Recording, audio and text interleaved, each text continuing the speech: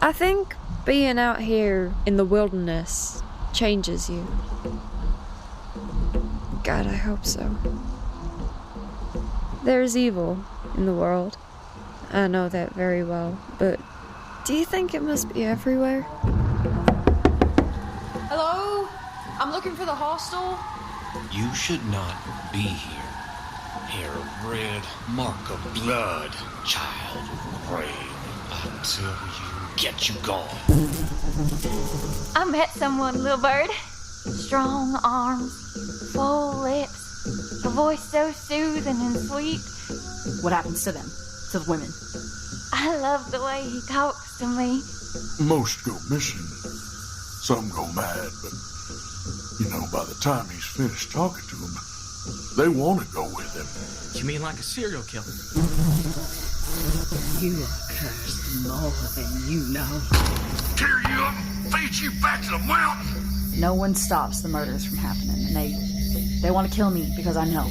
I will not let anything hurt you. And so you die upon this mountain tonight. Mother's keep us with a Del cup. We don't say his name. Mother Mary, oh let us in. They call him the gentleman. Mother Bridget, bring fire to us kids. Jarfly man began cannon. Mother Easter, raise us from the soil again. The love talker. Mother's keep us with a Del cup.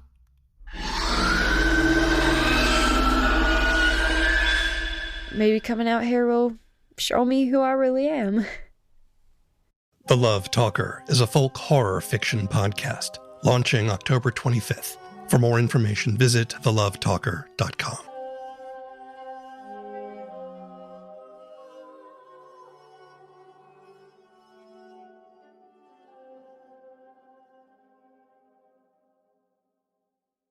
Keith here. When I started making the first episode of, I had no experience doing podcast interviews, especially the technical side of things.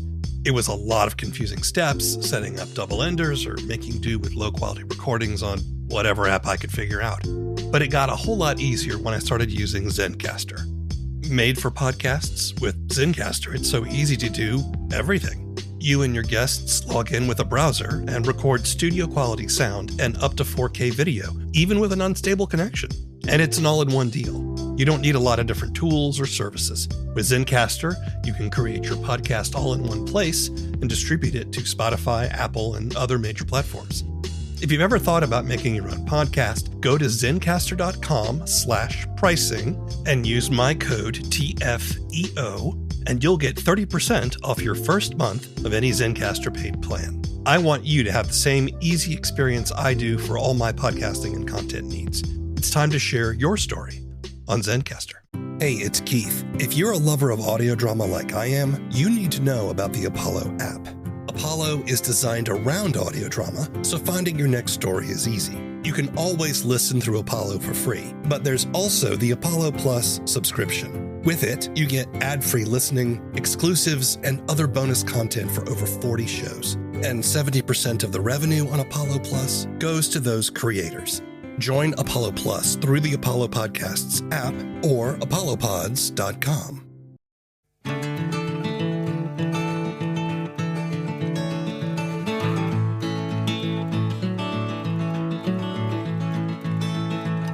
Hello, and welcome to the first episode of a podcast about audio drama and the creative process. I'm W. Keith Timms, audio drama producer and podcaster. In this show, I listen to the first episode of an audio drama, then have a discussion with the creators about their show, their methods, struggles, and successes. Today, we're discussing the first episode of We're Alive.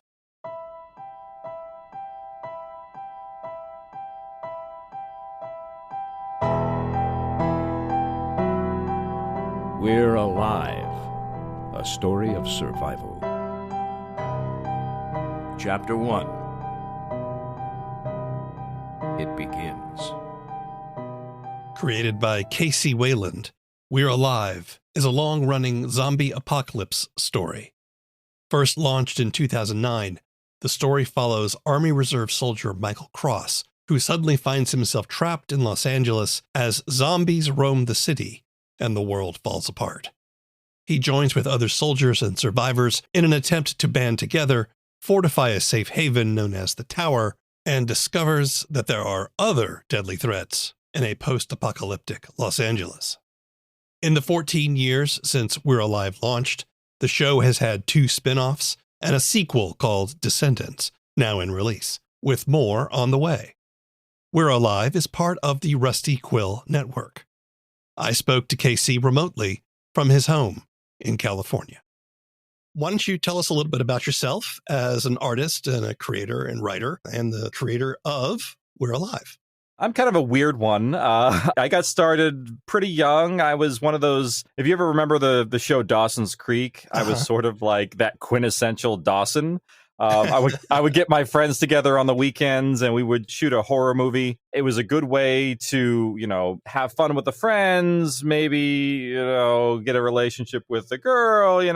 Literally that show was kind of my young adult life. Got it. And then I kind of ventured off and kept doing more things. I did some stage work. I moved on into college, got into film school, and started developing my writing and dove right deep into the arts. And weirdly enough, in the middle of my college venture, 9/11 happened, and I ended up going in the military. And I ended up getting a job as a broadcast engineer that taught me a whole lot of skills. It taught me radio, television, a lot of the technical sides to this industry. And then I came back and I finished off my degree in writing and directing. So I've had this weird shift between the two things for a long time. And all of it has been around, creative storytelling. And I've had a lot of interesting adventures in the military that shaped my perspective and storytelling and kind of was a lot of the inspiration for We're Alive.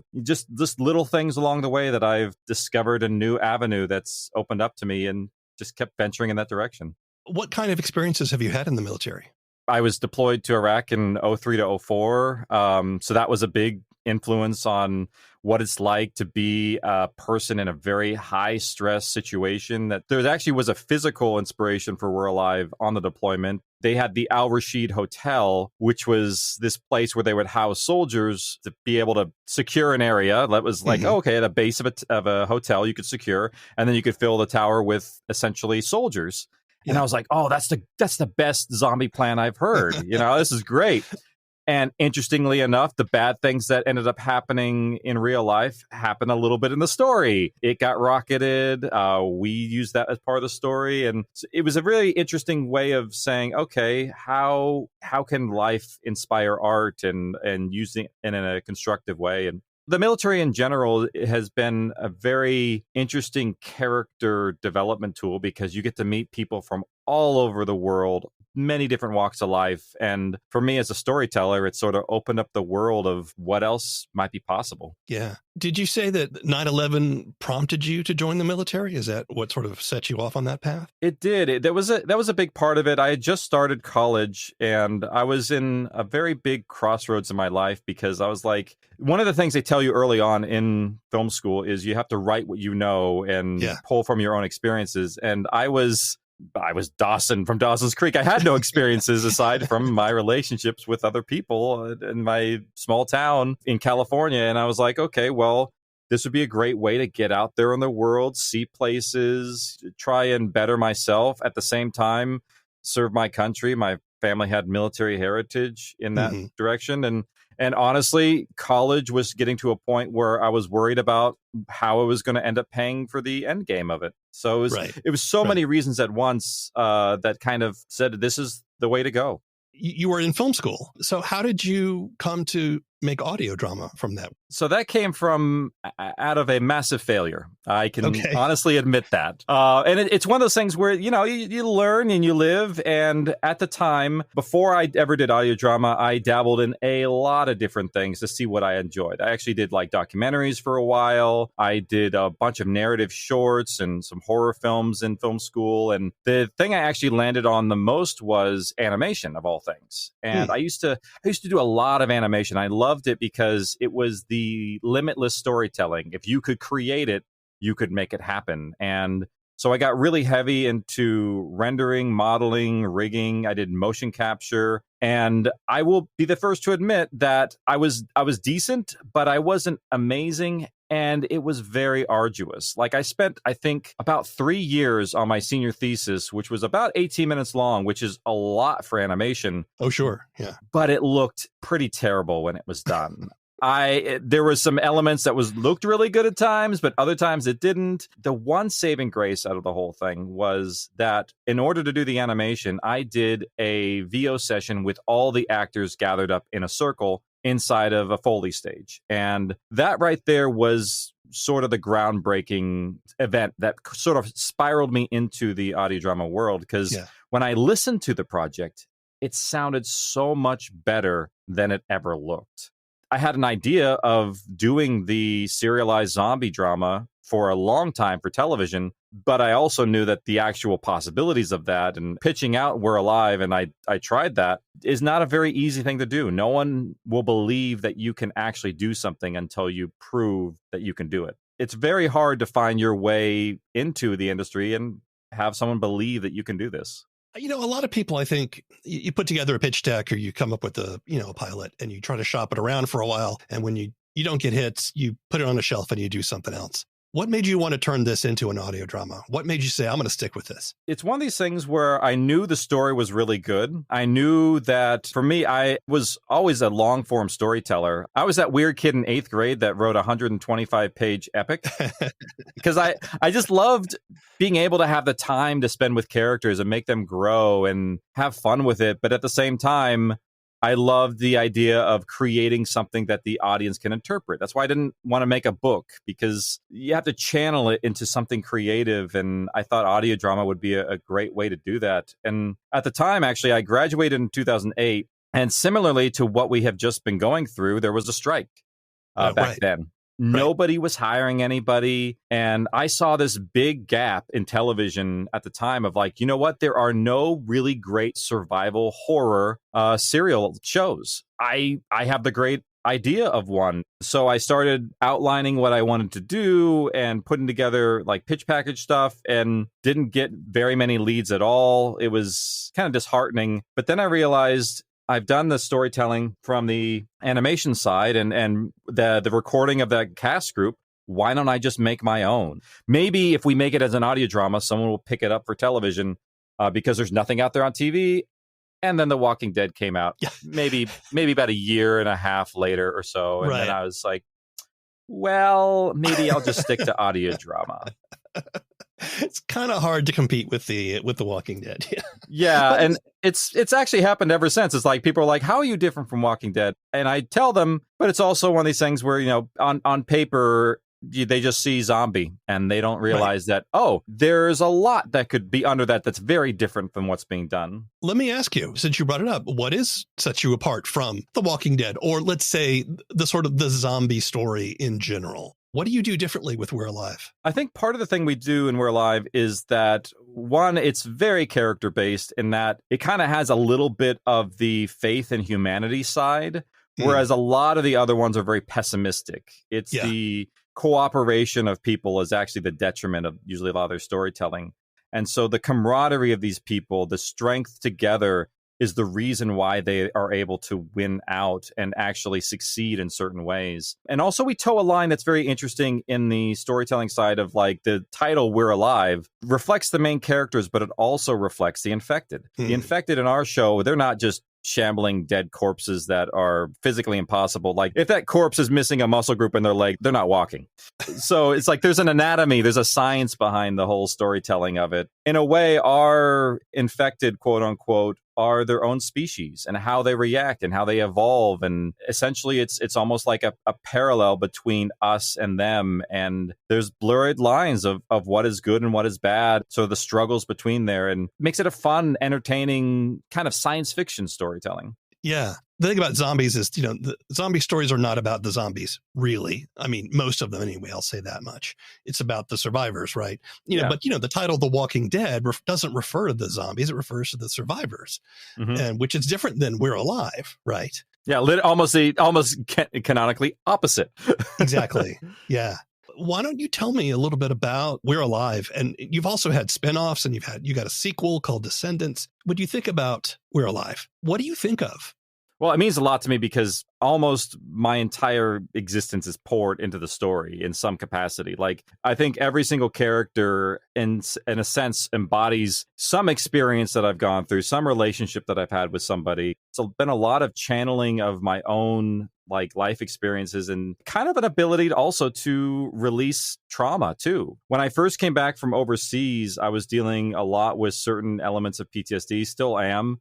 And I'm able to channel it through the story and through my writing. And admittedly, I've seen a therapist about certain things and talked over certain things. And one of the things is like, oh, you have to journal. And personally, I don't like journaling because it has I don't know. I like having the filter on it of putting my own things in my story and letting them come out through characters that, is that me or is it not me? It leaves the question open. And I think that's a little bit more my style and being able to create something that maybe even other people can find strength from. And it's interesting, too, because I've had some soldiers who, and some other people who are not soldiers who have dealt with certain things in the past. And they said that our story has helped them through some of those events. For me, that's what I love about We're Alive and the storytelling that we've done is it's a way to do a lot of things. It's a way to maybe forget your life, maybe look at the hope of a world where whatever you put into it, you get out of it. It's a fantasy in so many regards. And I think for me, it's one of these things that I've just sort of enjoyed that kind of storytelling. It has maybe a deeper meaning to myself or somebody else. So you do spend a lot of time on the sound quality and the combat sounds and that kind of thing. Talk to me about your approach to sound design. Yeah, I try. I mean, especially with the experiences that I've gone through, I kind of want to use that natural sound. And for us as a human being, like I've delved into this a lot, but our relationship with sound is a lot more intimate than people sometimes realize. Mm-hmm. It's our sense of sound and smell triggers certain things in our brain of recall that other things won't. Like sight, not so much, but sound and smell are just super, super powerful. Simple things like in the very first episode, I actually went to our old Army Reserve base. I recorded the sound of them putting in the notepad to get the accuracy of that, and even climbed all over the Hummers to be able to get them that natural sound. Because the realistic side of how these things sound, like Hummers are fiberglass. People think that, they're metal and all this, and the sounds of you going through there, the glow plugs that have to be warmed up to start a Hummer, how they lock them, all these little details. I was like, oh, let's hit all these really great pieces of hyperrealism so that if, say, for instance, a soldier was to listen to this, they're like, oh, yeah, this feels like it's actually real. And I was a big fan of just how can I make this feel like you are part of the storytelling and feel like you're inside the story. And it kind of has been this thing that, and my sort of trademark that I've been building off of is the theater for the mind is, we're creating a story. And if you fully believe that it's real, you're going to be an active participant and you're going to be part of that storytelling process. The attackers seem to have no hesitation as What the hell is going on? That's only 20 miles from here. Do you think it's going to reach us? Hello? Michael, it's Lieutenant Angel. Where are you? I'm at school right now. What's going on? We need you to come to the unit right away. Is this about what's on the TV? I'm stuck in traffic, so I have no idea. I've just got a phone call from the commander, and now I'm calling you. How long till you can get here? Maybe 30 minutes, but I don't have my uniform. Don't worry about those. We have a couple spare in the unit. Just get there as fast as you can. All right, I'm on my way. The first episode is called It Begins. As the title implies, this is the beginning of the outbreak of the zombie apocalypse. So the outbreak begins in LA, and we get to meet the three main characters here. Michael, who is the protagonist, and he is a sergeant. He is currently a reservist. He has experience in Iraq, but now he's going to school. And he gets called up when the outbreak starts happening by a lieutenant whose name is Angel. Angel has gone through officer training school, but has not had a whole lot of field experience. In fact, Michael has far more experience in actual leadership. And then we also get to meet Saul, who is a specialist, who's kind of this braggart, kind of womanizer kind of guy. You don't have to name any names, but I'm guessing that these are all types of people you have met in service or at least in life. Oh yes, that'd be very accurate. And weirdly enough, I've gotten a lot of messages of like, I really don't like this character. I don't think it's really realistic. And I'm like, you have no idea what might really be out there, do you? And especially in the military, there are genuine pieces and slight quotes from certain members of the military that are in this, especially early on when they were very fresh in my brain. Michael, Angel, and Saul all rendezvous at a local army base or a reservist base, but then they quickly find themselves on their own. There's no chain of command. Everything in the city is breaking down in terms of services and communication. And there's a little power struggle because Angel is technically the highest ranking officer, but Michael has more experience and generally better ideas. What the hell happened to you? You look pale. You didn't see it? Weren't you on the 5-2? Can someone please tell me what the fuck that was? I came off the 710. Those things ran onto the freeway. See that shit? They tore that car apart like a tin can. Poor angry bastard. Actually kind of feel sorry for him now. What the hell are you talking about? You have no idea what's going on. No, would somebody please explain to me? You're the one who called us in. Why don't you tell us? No one told me a thing. All they told me was to call my squad and get my ass down here right away. I heard about the rioters on the radio, but why the hell would they run under the freeway? Those were not rioters. They attacked a guy who was honking at me on the freeway. They weren't attacking him. They were eating him. They were what? I wasn't far behind Michael. They were taking big chunks and shoving them in their mouths. What? Why would They were like animals, and they sure as hell weren't like us anymore. Not with those eyes. Then what were they? Zombies. Come on, Saul. This isn't the time. No joke, Sarge. What if they are? Think about it just for a second. Okay, the mental hospital is not too far from here. What if what you saw was just a breakout? We were probably brought in just to take them down. Oh, you didn't see them. What the hell do you know? Hey, don't talk to me that way. I'm still an officer, and you're just still a lowly specialist. Hey, easy, Angel. I got this. Saul, come here. Well, how can he say that shit? You know as well as I do that the hospital is like 10 miles from here. There's no way they could ever... Hey, I agree. I don't think so either. I know he's a pain in the ass, and once he sees one of these things, he'll change his mind. But right now, we can't lose our heads. We still have a chain of command, and he is still in charge. I know. I'm sorry, Sarge. You don't tell us anything about the outbreak itself here at the beginning, in terms of like what it is or where it came from. Talk to me about dropping us right there at the very beginning. Narratively speaking, why did you want to make that choice? A lot of the times it has to do with the perspective in which you're limited to. It's almost like I kind of like the Cloverfield end of things where, you know, unless your characters are directly involved with these things, and the chances of that are very slim, there's going to be a lot of unknowns. And even in these sorts of situations where they are disaster prone, the characters may not know, or they may not ever find out. The little bits of information about how everything happened kind of slowly unfolds throughout the story. And even some things that we are still going to answer in future volumes, because it's all about perspective and it's all about, you know, you wouldn't know. And also it sort of let us dabble and experience more in the world and in the shoes of the characters rather than getting into all the nitty gritty details at once about, you know, this is why it happened. And that air of mystery is a really big element of storytelling. And it's also one of these things about, you know, if you were trying to give out too much at once, it's almost like poison. You have to give, if it's a big hook, you got to give it little bits at a time. Otherwise, you're going to lose your audience. But a little bit at a time, they'll start to digest and accept, versus if you just dump it all at once, like, oh, this is why it happened. Why start with the military here? Well, that was definitely because of my perspective. The idea of what it would be like in this sort of situation. Like, I honestly was, in many ways, thought about what would actually happen. And people were like, oh, the government would get together really quickly. They would respond fast and everything would be great. And I'm like, no. no, they wouldn't. That's really sweet to understand and think about. But the reality is, once a disaster hits, if the military structure starts to fall apart, and where's your paycheck coming from? You're going to get deserters. And also the military response in certain things is not fast. If it happened as fast as we have to happen in the story, honestly, structure would crumble too fast. You've already said that a lot of the experiences you had in Iraq and in the military make it into We're Alive.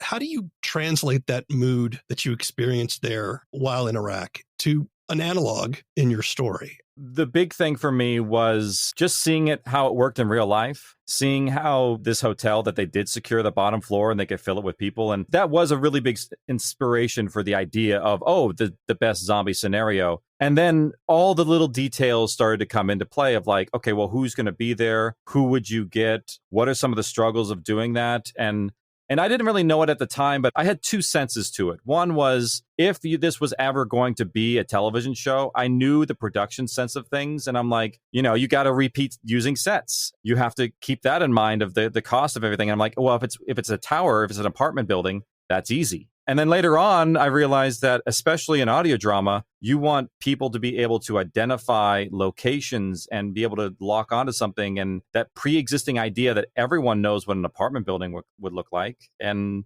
be able to imagine it in their head was a really good storytelling element to it.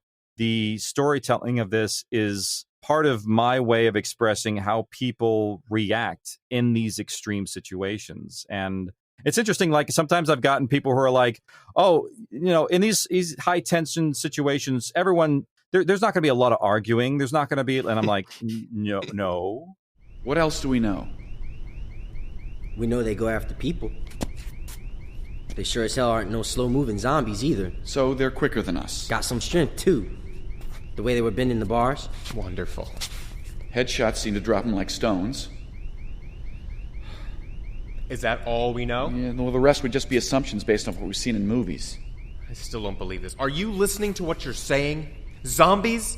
I mean, the dead rising? Who said they were dead? Whatever. What would you have me do? We're dealing with something we've never come close to experiencing before. All I'm trying to do is reason some way through this, something they aren't able to do. Now who's being presumptuous? How can you be sure that they can't reason? Because we left the key in the door.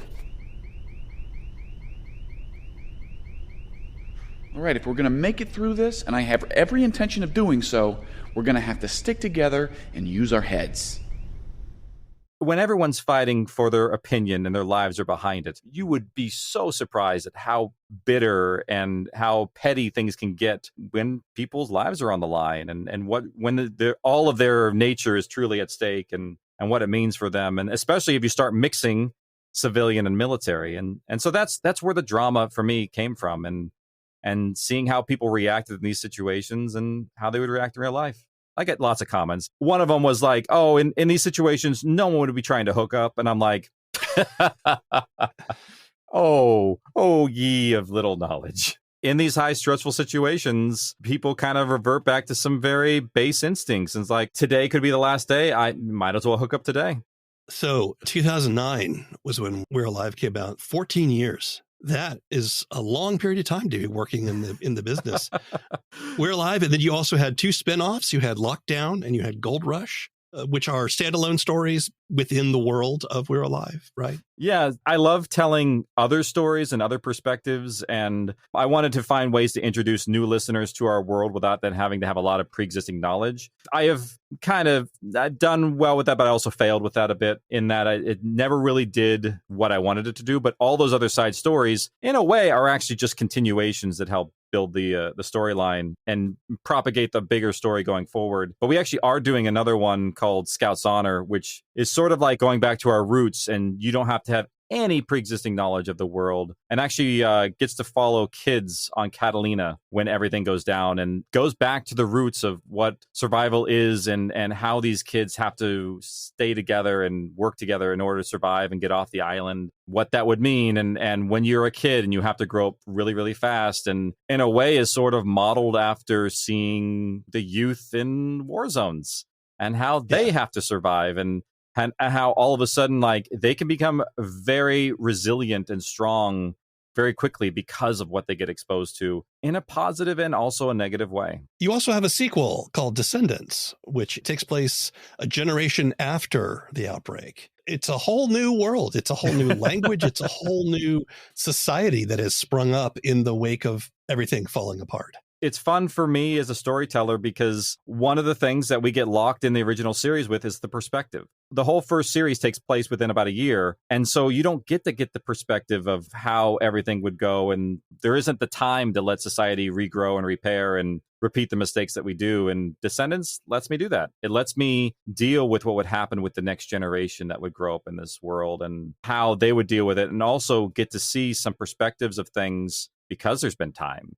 What do you struggle with?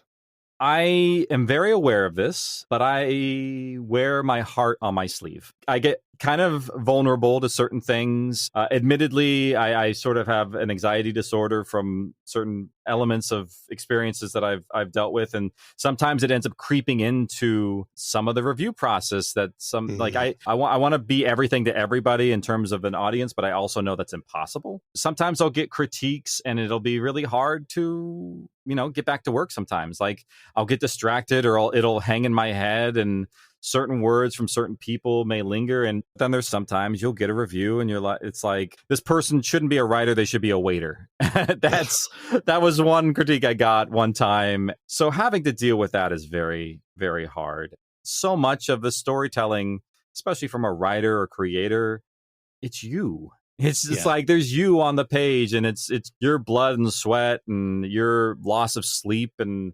everything, all the sacrifices that you make to try and make something like this work. No one can really know all those dimensions. And so sometimes when you get derailed, it's hard to get back on. How do you get back on? Sometimes time. Sometimes I'll sleep on something. Sometimes I will work through it. Sometimes I will channel it. Sometimes if someone gives me a critique about something, there's like Saul is sexist, and that kind of perspective of that bravado of military that he had, I did tone back a little bit as we went along. And so I try and find a balance for it and work through it. And at the end of the day, one of the things my therapist said is, sometimes when people are giving you the harshest critiques, it's not always about you, but it's also about them. And so that's true. That helps a little bit. It does. And maybe some people don't enjoy it, but then you get to see all the ones that do. The weirdest thing that's happened from our story is we've developed people's relationships. There are children that have become born because they met us through the show. Oh, wow. So I look at that and I'm like, hey, you know what? We have made life. What have you done? I think you could say that We're Alive, by almost any conventional measure of success, is a success. You've got spinoffs. You've been going for 14 years. It's a very popular show in terms of listeners. How do you personally measure success? Is that part of it, or is there something else? The logic person inside me says, okay, look at the numbers. Yeah. Look at how many hours and years and impressions you've given to people over time. And is that success? Or the ability that I've been very blessed with in a lot of ways to be able to continue to create in this medium and grow as an artist. And like, I started out with essentially nothing in this medium. I had a script. I had $50 for pizza, a couple travel stipends for people, a lot of very dedicated actors, and poured my heart and soul and worked myself to the bone to make it happen. And I've been able to turn that into, for the most part, a career. Like, I get to teach at a university about this medium, and every little step that I've been able to hit on this ladder has been, I think that's how I've been able to mark my success, is the fact that I'm still able to do it and still look to the future. And because the thing about a ladder is there's always another rung. You've got a new spinoff you told us about, Scout's Honor, that's coming. But you've also got a totally different project I think you're working on right now, and that's Slayers, is that right? Yeah, so Slayers was a partnership with Audible UK, because they're like, hey, we have the actors, they're in the US. You've dealt with directing a lot of different actors like this in this medium. You know how to do it. You can optimize schedules really well. This is a big, big project to be able to make this. And oh, by the way, it's also in Atmos. So here's an entire new technology that you're going to have to figure out and use in an audio drama medium. And also the program is 8 hours long. It's been an amazing adventure being able to work with some of these actors. And I was a big fan of Buffy the Vampire Slayer, watching it with my wife, and we really enjoyed it. And so it was really fun to do something in a medium, in a story that we were already familiar with. There's a really famous David Bowie interview where he talks about going into the water and going out so far out there that you feel uncomfortable. And that's when you know you really are exploring and doing something special. And that was definitely this project. So you've been doing it for 14 years. Do you see yourself as an audio drama creator now? Are you still wanting to work in film? How do you feel about the 14 years you've spent in this industry? I think it's great. I think I've had a lot of fun. I've got to, explore so much of this. The trick of it is that audio is somewhat limited in, we'll just say it, financial dollars. Sure. To be able to create the things that I've wanted to create is still tough. So the funding behind these projects gets very, very tricky. And even as I'm looking towards the future of Descendants, like we're probably going to end up doing like a Kickstarter campaign to help fill in the gaps. But I look forward to the days when perhaps being able to create in this medium gets a little easier on the financial side. And I can support more artists who want to do this kind of thing. And production is a machine and you need to be able to feed it. The dollars and cents of it have to make sense. Part of me is also excited of like, maybe I should just write a book and not have to deal with any of the production elements of it. But then I know in the back of my head, I'm like, you know what? I do love creating the story to be interpreted by an audience. And it's all about content and storytelling at the end of the day. So we run out of here, fight through zombies that are, let me check. Yup. Still outside the door, carrying ammo, rifles, and bolt cutters all the way to the motor pool, being chased by the things that we know are faster and stronger than us and want to eat us? Yeah, sounds about right. Hey, as long as I get the saw, I'm in. Fine. We'll need an automatic weapon anyway. Angel and I can carry an extra rifle, but any more would really slow us down. Here, put these on. Do we really need to wear uniforms? You wear this, and people will know who you are and won't think twice about coming with you. There's a lot that this uniform represents that we will need out there. Hey, he's right, Saul. Come on, let's put him on. All right. We can do this. What starts as a military action story evolves over time. There's over 70 hours of content available in the We're Alive universe, exploring a variety of genres and styles. The show is not only a good example of how to create an original take on a familiar genre, but also how persistence and dedication can grow an audience and a world. You can listen to We're Alive on most major podcast platforms, or see our show notes for more information. The first episode of is written and produced by W. Keith Timms. All the opinions expressed in this show belong to the people who expressed them, and not necessarily to anyone else. The theme song is Mockingbird by David Mumford. This show is a production of Alien Ghost Robot Creative Media. If you want more information, want to sign up for our newsletter, or are an audio drama creator and would like to be on the show, visit our website at TheFirstEpisodeOf.com. We're happy to be a part of the Audio Drama Lab, a Discord-based resource for audio drama development and networking. Check it out at audiodramalab.com. Keep telling stories. It's the only way we're going to get out of this mess. Until next time.